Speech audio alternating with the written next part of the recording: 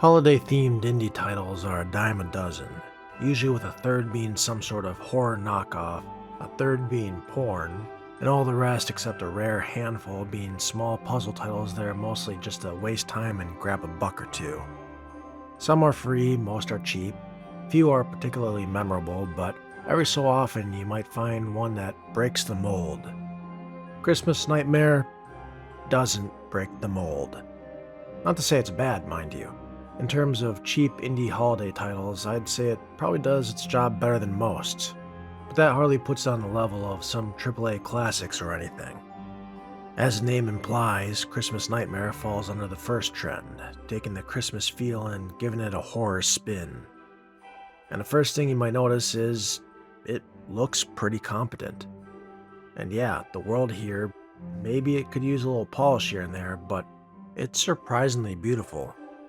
Really goes to show what a single person with Unreal 5 and some stock assets can do.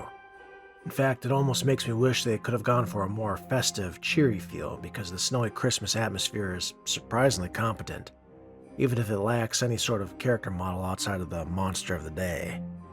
The music and sound fare a little worse, serving its purpose, and that's about all I can say about it. The story is pretty simple here, a sort of Grinch or Scrooge tale about a selfish twit celebrating New Year's alone in his festive neighborhood. The man annoys the neighbors by stealing and setting off their fireworks early, and has apparently driven off his family so he can enjoy life watching the game and drinking beer beside his cozy Christmas tree. When he visits the store to get more beer, the weather, supposedly, begins playing tricks on the power, and next thing he knows he's being haunted by a creepy elf confronting him on his many sins. It's a rather cliched tale which, I'll admit, I didn't entirely expect first playing through. By the nature of what was happening, I expected the story to go much, much darker, and suspect things might have been pulled back somewhat at the last minute to bring us the more traditional and sickly sweet sappy end. There's a bit of whiplash in that, but then I don't exactly expect award-winning narrative out of this.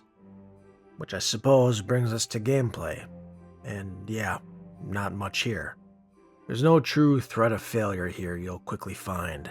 The gameplay is like a series of Easter egg hunts, following the breadcrumbs to the next clue or note or story beat to make things progress as you wander about your house, every so often interrupted by a cheap jump scare. And yeah, it's as simple as that. For a couple bucks, Christmas Nightmare offers a cheap thrill for those who enjoy, or like watching others enjoy, a bunch of jump scares during the Christmas and New Year season. It's short and sweet and surprisingly nice to look at.